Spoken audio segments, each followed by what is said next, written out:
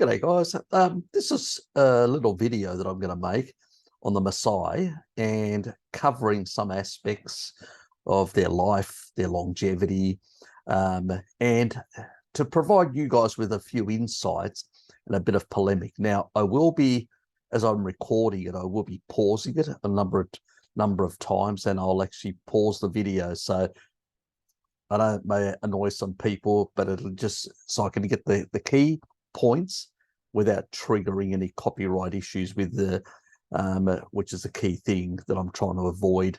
But I'll provide all the links for all the videos that I'm showing so people can go and view the contents from start to finish at their own leisure. It's just bringing this to your attention and me providing some commentary.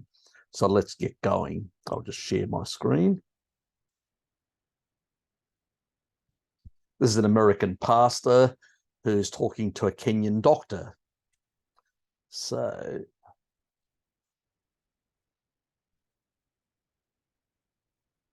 I'll just stop sharing for a sec and make sure that I've shared with audio, which I forgot.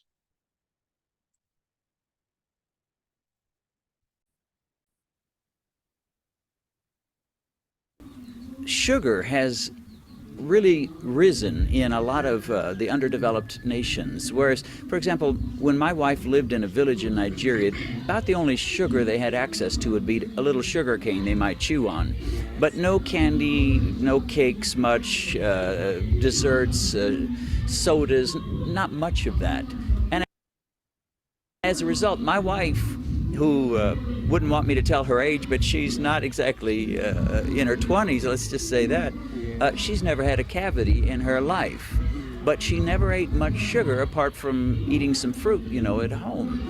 Do you think that might have something to do with it? And do you think Kenyans are eating a lot more sugar than ever before? Yeah, true. Kenyans are really consuming so much sugar, and that's really consuming what we call junk food, fast food, and this is really impacting negatively on their health.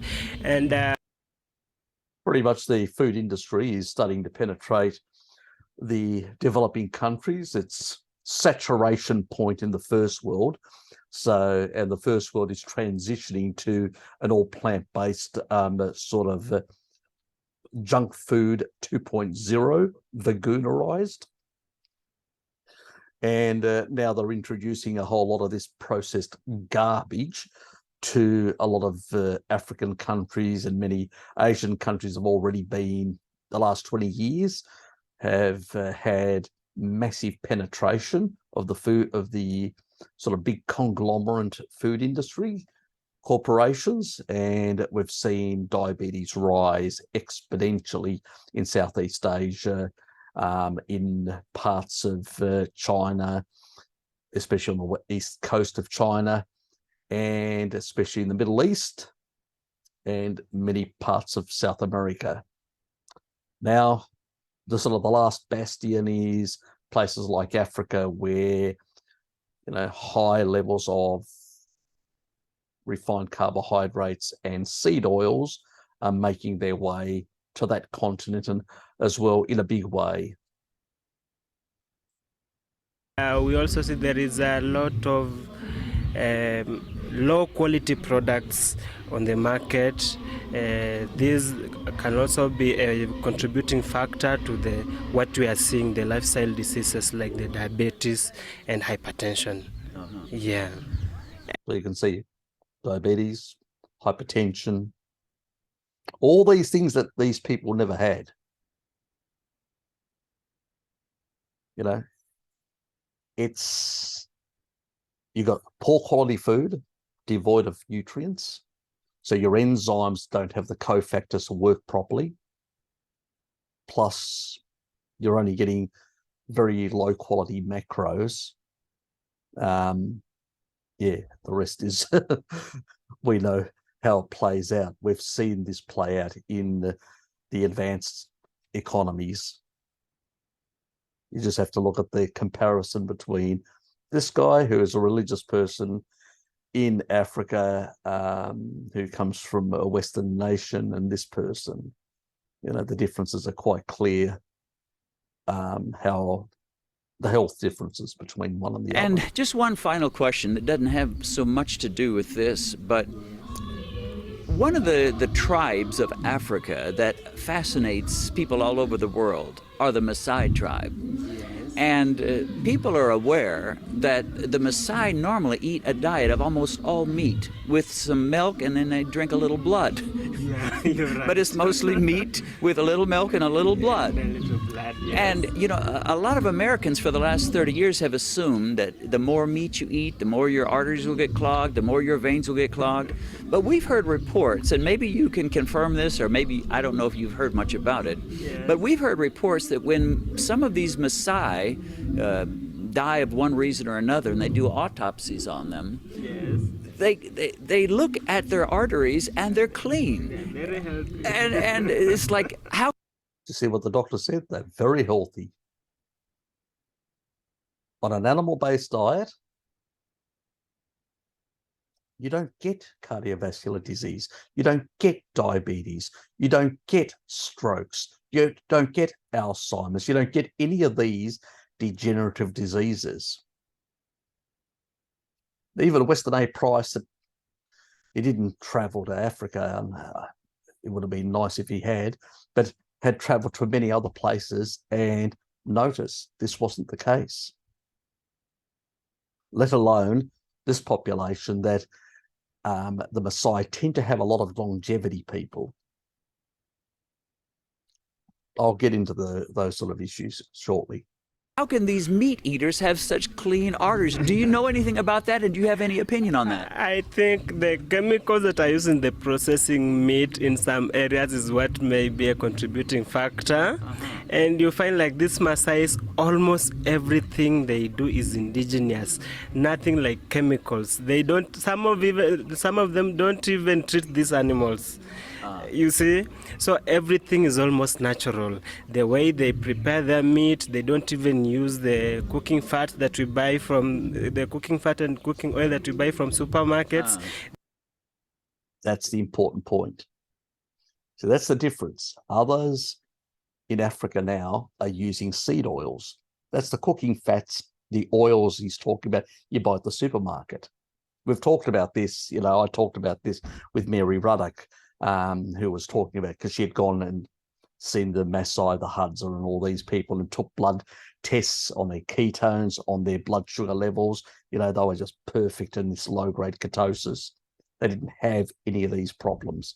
And it was quite clear, you know, they're not on seed oils. And it was only the children that were going away and were using seed oils and refined sugars in the schools that were coming back with problems, and also having difficulty dealing with pathogens where the local didn't have those issues.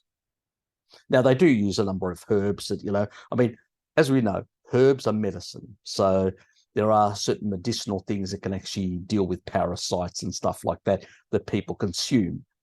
You know, we've always said, me and Bart and many others in the carnivore community, that's the purpose. You know, we're not against herbal remedies. I mean, I've used different types of herbal remedies for candida, for a number of things, you know, improving the regulation of the FXR enzyme in the liver with milk thistle.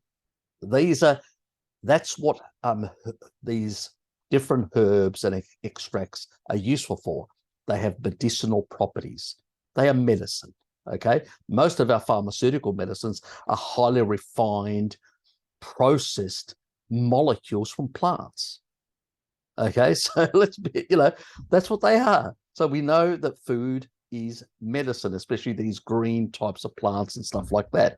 They are not food. Food is meat. Food is milk. Food is eggs. Food is seafood. That is food. And the oils and stuff like that is no different than the fast food industry. If you eat a burger and a whole lot of fries that have been fried in seed oils and a soda drink full of fructose and refined sugars and stuff like that, you know, that's a standard sad diet. Well, you know, people that are using, he uses the word chemicals and stuff like that. What he's describing is, and the oils and stuff like that, sort of the modern chemical world that we've created in a lot of the developed countries. But even in developed countries, we as carnivores can actually access grass-fed and grass-finished meats, pastured eggs. We can get good quality food at not a bad price in many cases. So it's just a matter of basically seeking those foods out. But even the standard foods are going to be much better. The problem is when you include, all the other crap, the refined sugars and the oils. And that's what he's talking about. But, obviously he's expressing it in a way, English is not his first language. It's Swahili. So obviously, the sort of wording that he'll use to describe these things. But I think we all get the gist, what the doctor's actually saying. It's the processed foods of oils and refined sugars that are the problem, So always have been. In the past, we consumed far more animal foods. Throughout the world, it was 2/3 and 1/3 plants. And in many societies like the Maasai, the Inuit, and many others that were much healthier, didn't have any of these diseases, and didn't even have a word for them. Where others that consumed some plants did have words for cancer, cardiovascular disease. It just happened to them at a very old age. But it doesn't happen to the Maasai and people like that. They just get to their end of life and just drop dead. They go into a deep sleep, as they say. One day they're there, the next day, no more cell division. That's all it is. They have their own natural fat that they process from milk, for example, that they use to prepare their foods. And this may be a contributing factor. What we are saying is maybe food preparation could also be a contributing. Obviously, it's food, the type of foods that you're actually using to prepare meals, and the fats they're using, dairy fats, the Maasai are using, they're using animal fats, both, obviously because they're eating meats. So they're going to get animal fats, but also they're using dairy fats, which are very high in saturated fat, where meat is sort of 50-50 saturated mono. But dairy is very high in saturates.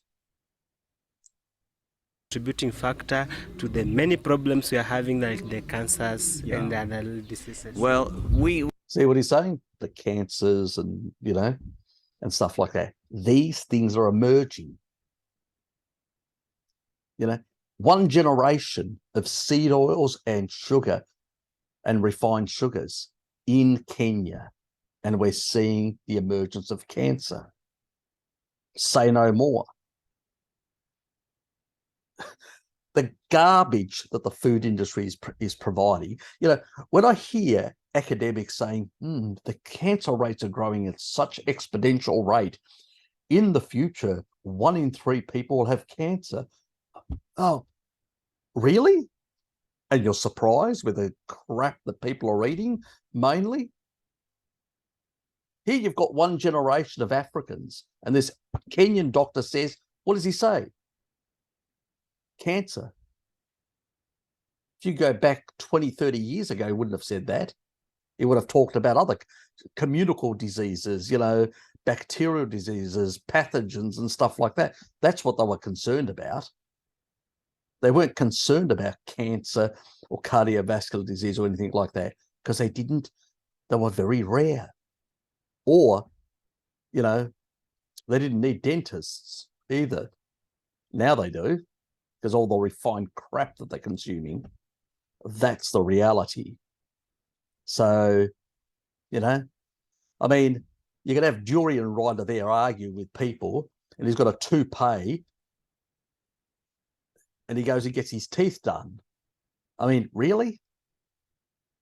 You cause yourself tooth decay, you lose your hair, and you have to put a toupee on top of your head, and you're telling me that's a healthy diet? And he's basically taking, pea, protein supplements and all that. Until the protein supplements emerged, those ones, where would you have got it? It's not enough in the plants. You're not eating animal foods. You're not going to get high quality protein just because they can extract it now, and a vegan can actually do, can actually get more protein than normal. That's just basically an artificially constructed food system. It's not real food. You can't get it from a veganerized diet, period. That's why there's no multi-generational vegan societies, never have been, because plants are low quality protein, always have been. And before even hybridization, before even the food revolution and the agricultural revolution, it was pretty much zilch what you could get. You would become emaciated very quickly within less than a year without any animal foods. It's just complete and utter ridiculousness, beyond a joke, that these people can sit there with a straight face and just talk and just lie about their diet and just talk absolute nonsense. These people need to be pulled up on their bullshit, because it is absolute excrement. Not just bullshit, it's excrement. It's crap. Simply put, that's what it is. That's what they're selling. Well, you can always sell it to Goji man. I know that he does special crap tests for people. He loves that sort of stuff, apparently, from what I've heard. We use the term processed foods. Yes. And in America, you can go into big grocery stores and they're all wrapped up in some type of paper, and you can look at the ingredients, and it's got like maybe 15 or 20 ingredients, most of the names you couldn't even pronounce, and somebody has done a lot of work on that. But you're saying the Maasai's, they don't eat that kind of food. They eat unprocessed food. Unprocessed. They even serve on traditional, like you get in most homes, maybe serve on plastics, and these plastics are contributing. In fact, Maasai's eat from clay plates, natural clay plates, and from wood. Yes. So they eat out of wood and clay plates. And I've always said xenoestrogens, what they're talking about, plastics and stuff like that. Always said, guys, use glass to cook in, use, stainless steel. It's probably the only non-reactive metal, and you can, pretty safe with that, stainless steel. The other one is ceramics. In this case, clay is also a traditional clay type, or wood. Yeah, you're not going to get any xenoestrogens. You're not going to get any of this sort of crap. So there's a lifestyle factors as well, obviously. I mean, we can mitigate them slightly by, prioritizing a bit of more extra choline in our diet, which can methylate away excess xenoestrogens. We do not live in an ideal world, unfortunately. It's just a reality. But we can try and mimic some of these things to try and reduce the load, at least. And that could be really a factor as to why they live long, they lead healthy lives. That's why you see so many Maasai's are athletic. We have athletes out there, like David Rudisha, for example. The Maasai's live a really healthy life. They do the exercises, they don't process their meals, and that is a good thing. But you can confirm that what I told you is something that you were aware of, which is that when they do autopsies on the Maasai's, their arteries are clean. They do not have clogged arteries or any evidence of heart disease. I can confirm that when you do autopsies to the Maasai's and the other indigenous communities in Kenya, you find that they are so healthy. Everything is okay. Yes, and I think it's more to do with the lifestyle they are leading. See? So he's been involved in autopsies within his country. And so old people, or people that may die younger by, let's say, having a close encounter with a lion or being run over by a vehicle or whatever that knocks them off, because it's not cancer or cardiovascular disease or anything like that. It's, the living in a naturalistic environment. There are risks. You can fall off a cliffside. You can slip, and break your neck. These things happen. And when these people are with whatever age, old, young, middle-aged, they're opened up, not a problem. Say no more. I don't think the same thing exists when you open up a Westerner. You find a lot of disease processes. See no more. Now let me just pause it so we can actually go on to the next video. Actually, I'll just switch over.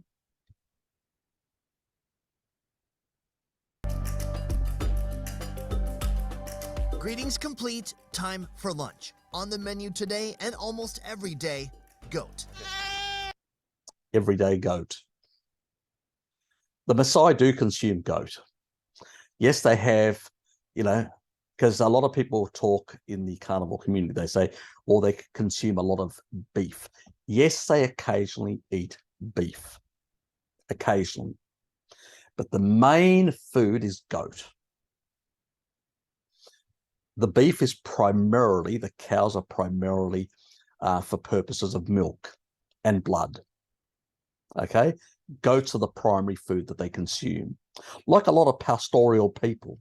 If you look at my great-grandfather who lived to 107, pastoral, goats, and, goat herders. And I know that because I was involved in goat herding when I was in Greece as a youngster. I've gone over there around the age of 13, and I did do a bit of goat herding in the village. Dad's sister had quite a few goats. I can't remember. There was like the whole hillside was just full of goats. There was a lot of goats. Let's put it that way. I usually have quoted a number in the past, but I just cannot remember whether that number is a correct number or not. So I just won't use it, but she had a lot of head of goat. And I was involved in moving them around and stuff like that. And a lot of the pastoral societies, this is what they consume, mostly. We go outside of the village to slaughter the goat. Yes. And no women, no kids. No women, no kids. Slaughtering and eating occurs about 300 meters outside the village walls. These young warriors are not allowed to eat food seen by women. There's a woman That's interesting. I didn't know that. right there. Mm-hmm. The only woman. Mm-hmm. It's okay because he's our guest. So everyone's just gonna slaughter, cook, eat right in this little area, 300 meters from the village, and then bring back the food for the ladies. Yes. But if men are far off cooking, what's to stop them from eating all the meat, you might ask? We have some piece of meat here which belongs to women, and some meat here belongs to boys. So everything is divided into everyone. Is there a piece for sunburnt white guys? Yes. Okay. What a stupid question to ask.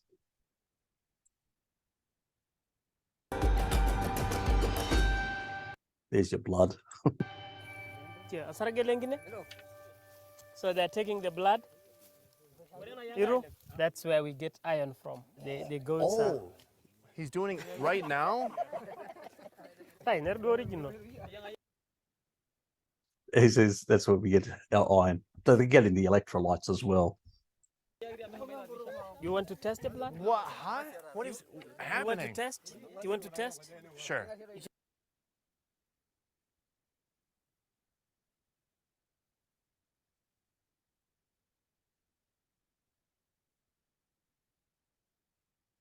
Because of the little fiber that they have. Oh my God! Yeah. It's starting! It's carrying the fire. You gotta be quick with that, man. Yes, the fire stick. So you've come in contact with different Maasai people before, right? Yeah. How does this compare to any of that? This is even like anything even I've witnessed. And you know what they said earlier? This is the first time in this village that they're even showing this to visitors. I heard about the separation of like, oh, these parts are for the men, these parts are...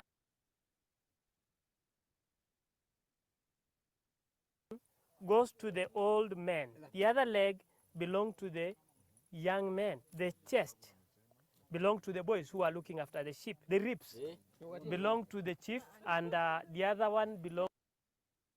Chief knows what the best cuts, the ribeye. Uh,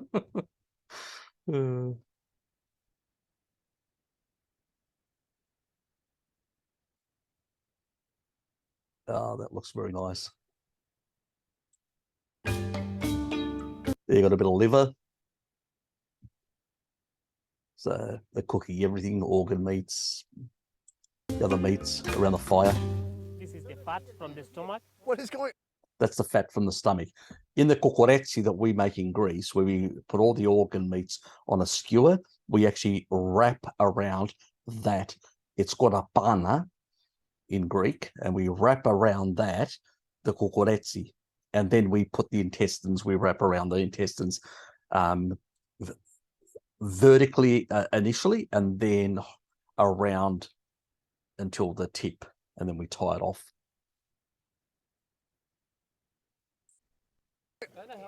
What is going on? This is goat sushi. I have to draw a line. He's eating raw goat, goat sushi. Somewhere. That's the goat fat. Are you just doing it for the camera at this point? It's goat fat. This is a fat. You want to have a little? Yeah, just a little. You eat it raw. Yeah. Okay. That one's the easiest so far. This is fat. There's just some fat. There's just some fat. Sometimes we eat the heart. Sometimes you eat the heart raw. Yeah. Oh, that's badass. That is funny. For the kid? Yeah, this one is yours.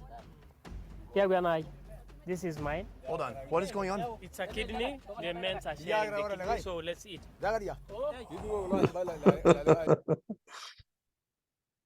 Anyway, you guys can watch this at your leisure at a later stage and enjoy that part.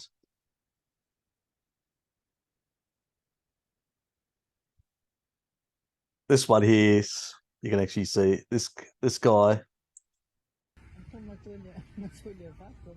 You're a crazy man.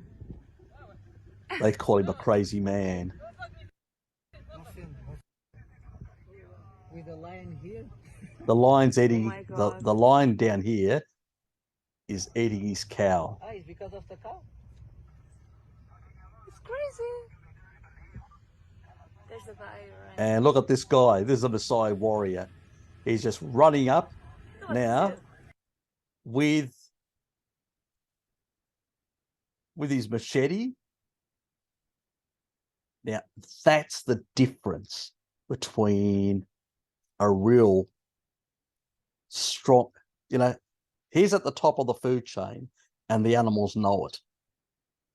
That's how far we're separated from nature. He isn't. I would not recommend this to a Westerner. What just happened? See, the lion took off. Chicken! That's not a lion, that's a chicken on 4 legs. That human is the lion. He's the real lion, the Maasai. Fundamental difference.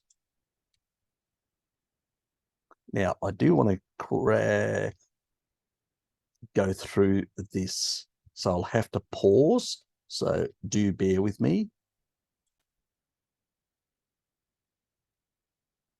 Having a discussion about the diet of the Maasai and this habit of dancing regularly.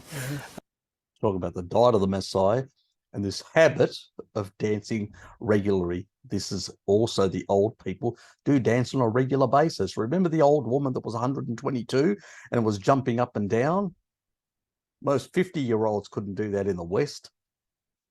Meat and dairy, yes, on a traditional ancestral diet. And I was explaining to Lomilok that in Western countries like the United States and UK, many of the old people, they're getting arthritis.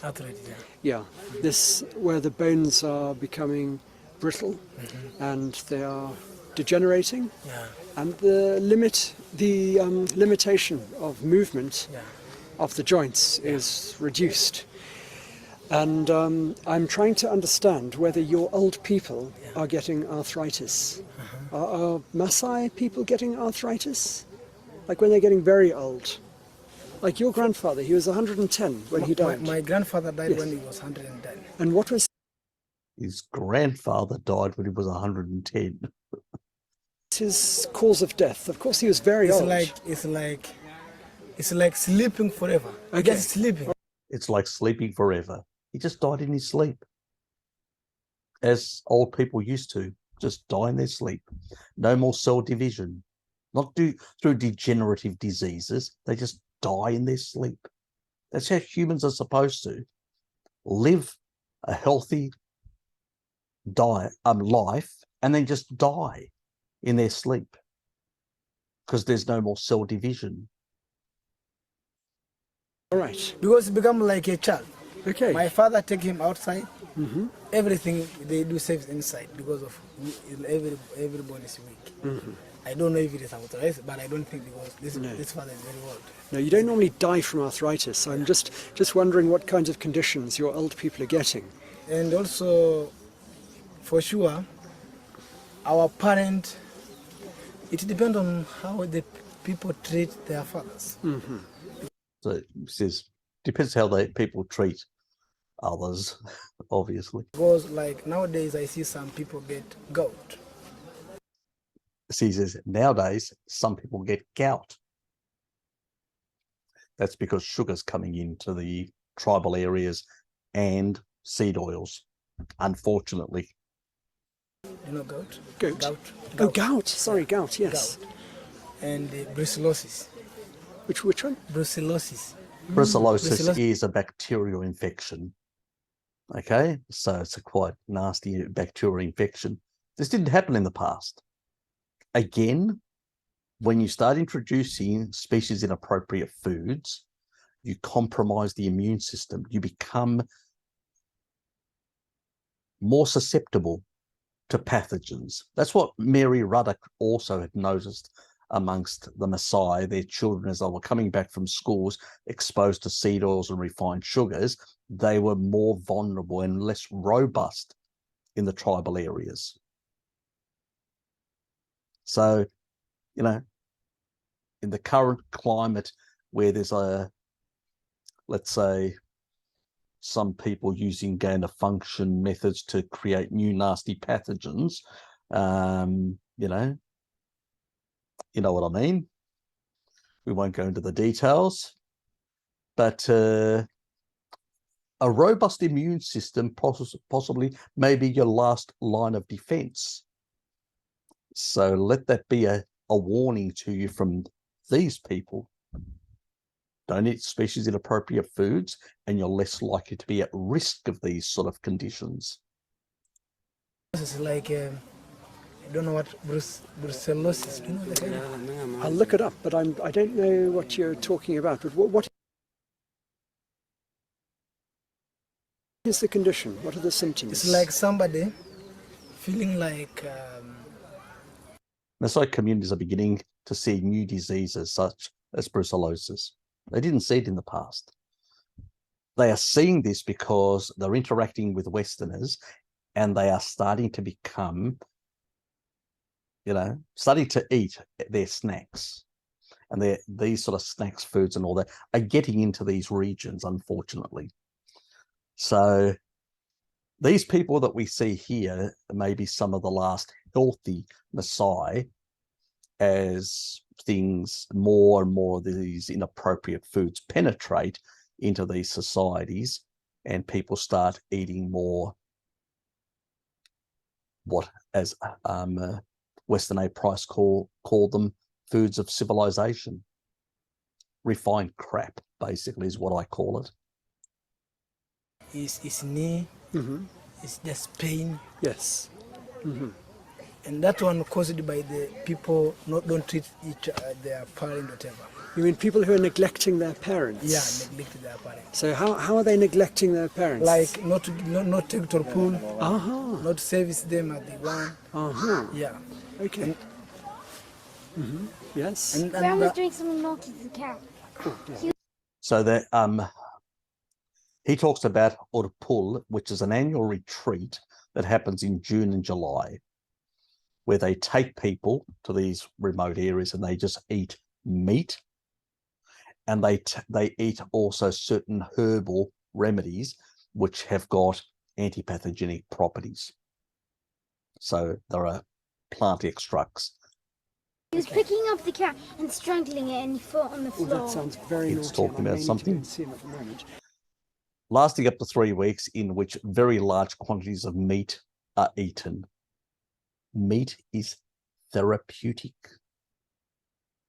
So they just have it's a massive feast on meat to get nutrient density up and to get, so they realize good to get nutrient density, and also then while the body's got all this nutrient density coming from eating large amounts of meats, then you've basically got these herbal extracts that are basically going to take on the certain pathogens.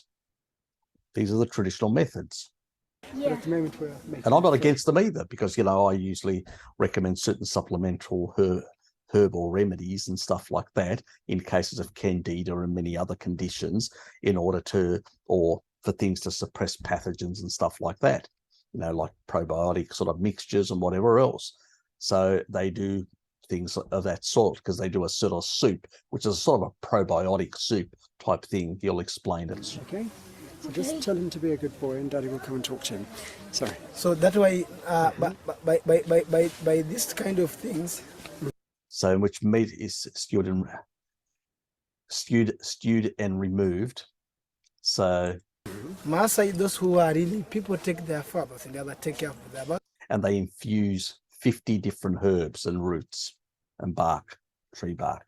So they're using these sort of extracts, putting them in. They've made this sort of broth type thing of meat, and then they're infusing with these sort of herbal stuff, things that they can be consumed to basically deal with the pathogens, deal with anything in their environment which they're exposed to. Easy like that. So you were suggesting that if you take your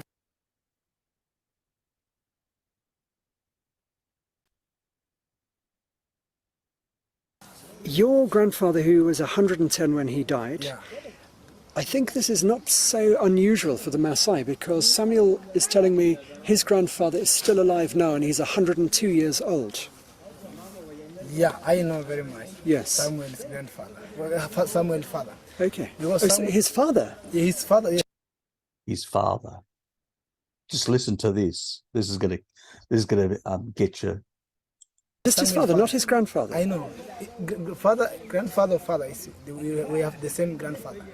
No, I just want to understand. The one who is 102 years old. His father of Samuel. Just the father. And Samuel, how old is he now? Samuel. Yes. Almost 28. So Samuel is 28. His father is 102. So his father had, let's say, a bit of hanky-panky with Samuel's mum at 74. There's still hope for us carnivores. Even at that ripe old age, you can produce healthy offspring. Say no more. Doesn't surprise me. We're seeing a whole lot of stories around where 40 and 50-year-old women who are doing a pure carnivore diet are getting pregnant. All of a sudden going, what the hell just happened? Well, you're on a species-appropriate diet, my dear. And so you're able to basically have good reproductive success. You know, Samuel's father was 74 when he impregnated Samuel's mother. Say no more. That's the difference between being on a species-appropriate diet. Not only are you healthy for most of your life, more or less. You know, I mean, obviously, if you injure yourself, your knee, you fall down a cliffside, you sustain certain injuries or certain, you're going to have some issues. That's, even if you're on a species appropriate diet, but far less compared to some Westerner who's just degenerative. The muscle skeletal structure is just very poor from the poor diet. But we're talking about this person can actually reproduce. We're finding it. Young people now, forget about the vegans, they can't reproduce at all. They've lost reproductive capability practically. Many of them have to abandon the vegan diet before they can even get pregnant in many cases. Very rare. It's just the ones that have gone vegan that have still got some level of nutrient certain stores of minerals and many other things in their body, and they're able to sort of cope a bit better. That's the only difference. So that tells you a lot about being on a species appropriate diet. You can still get it up and you can still do the job. Samuel is 28 and his father is 102. Yeah, because Samuel is the last born. That means his father must have been 74 years old when he had... Basically, unless you can do the maths. Had his last child. Okay. And your grandfather was 73. Yeah, my grandfather is... No, he was 73 when he had his last child. Yes. Yeah. He was 73 when he had his last child. So this is a normal thing. Right. There you go. So if you're a carnivore out there and you don't, and you're old, and you want an extra child, there's still hope. Let me ask you something. Certainly. Okay, don't be surprised about Olomo telling you, because in our traditional, our parents or our father, they can marry even 10. Yes. 10 wife. I think he has 8, doesn't he? My grandfather got 8. Yeah. I'm joining the tribe. 8, maybe 12. I'm just joking. God, I can hear the feminist lobby out there. They're about to lynch me. I may need to leave country. my father got 5. God, most Western men cannot please one woman, let alone 5 or 8 or whatever. Say no more. Yes, and Samuel's father had 5 wives. Okay. Yes. So anyway, we're gonna leave it there. You guys get the gist. These people are healthy into old age. They get beyond 100 years of age, the Maasai, and they're actually reproducing in their 70s, mid-70s. They're still reproductive. Maybe some, in exceptional cases, maybe even able to reproduce even higher than that. I don't know.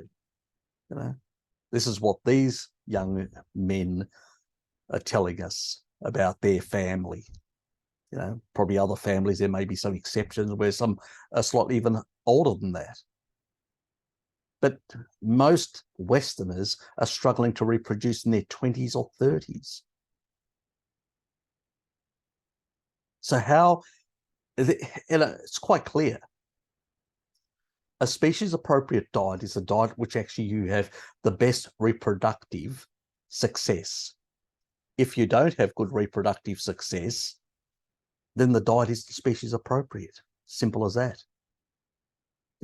Where a Western diet that is high in refined carbohydrates, the higher the carbohydrate content, the lower the fertility. That should be telling us something. If we have to have fertility doctors to deal with fertility problems in the West, it's because we're eating too many carbohydrates. We're not eating enough animal foods like these people are. An all-meat diet will actually give you reproductive success into your 70s, maybe even beyond. I don't know. But the reality is that, I'm not guaranteeing anything beyond that. And let's not forget, these people have been on a species-appropriate diet from birth. We're not the same. I'm not going to have the same reproductive health. I've got a lot of mitochondrial damage. Obviously, I am sort of, making sure that I consume a certain level of taurine supplementation as a biohack for longevity. So I can actually, improve superoxide dismutase, catalase, and other intracellular antioxidants to reduce oxidative stress inside the mitochondria and to protect the mitochondria from damage and increase, pretty much oxidative phosphorylation. Actually, the utilization of oxygen to produce more energy, ATP, is another thing that taurine does with all the other things that it does. So it is a good biohack to sort of try and actually recover some of the lost mitochondrial capabilities, improve mitochondrial function, and also, we're not going to get to youthful levels.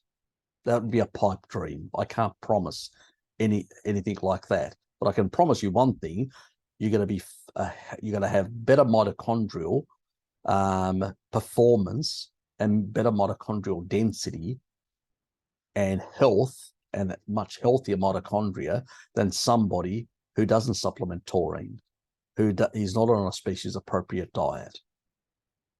That I can promise you, but I can't promise you the same level of longevity or the same level of health, because a lot of us have been quite damaged. Many of us have been consuming, plants for so long, very high in toxic seed oils, and we've got so much stored toxic, oxalate in our body. And we know that there's strong association between oxalate and cancer and many other diseases. And I've shown you videos in the past where oxalate is actually lodged inside the actual cells. Problem is, these people don't have these problems. They don't have arthritis. They don't have these problems, joint problems, bone problems, and stuff like that, because they have been consuming high oxalate crap or any of the other sort of foods that are nutrient deficient and cause damage and all that. We're all damaged. The whole lot of us. The entire Western world is damaged. We're damaged goods. We've got a lot of shit that we have to sort out. And that's why we have to do all these sort of things beyond what these people have to do. Why? Because these people don't have the damage. They're on a species appropriate diet, and they don't. The minimum we can do is be closer to a species appropriate diet, the minimum. And then a few other things, some biohacks and some protocol implementing certain things that I've talked about in a number of my videos to try and fix the gut microbiome, to suppress pathogens with some of the lactobacillus strains, doing some things like that. These things are trying to restore the damage that we've caused to ourselves. They're not like a magic cure. What they do is they're just a couple of the components, they're adjuncts to a species appropriate diet that add some improvements and correctiveness. They provide a corrective pathway. They repair certain things that would take a lifetime to repair a bit faster. They're biohacks, basically, is what we're talking about here. That's the only thing we can do to try and actually accelerate, or not, the word probably not accelerate, but try and actually amplify the benefits of a species appropriate diet, because we've got far more damage than somebody like living a Maasai lifestyle would have. That's the sort of difference. But we can learn a lot from them, I think if you told anyone you could be reproductively successful in old age, they would look at you funny. They would think you're talking nonsense. This guy's father's 74. The other guy's father is 73. I mean, say no more. Anyway, I'll leave it at that. That's the story of the Maasai and their species appropriate diet and the benefits that one can accrue from such a lifestyle and diet. Anyway, we'll leave it at there. See you guys.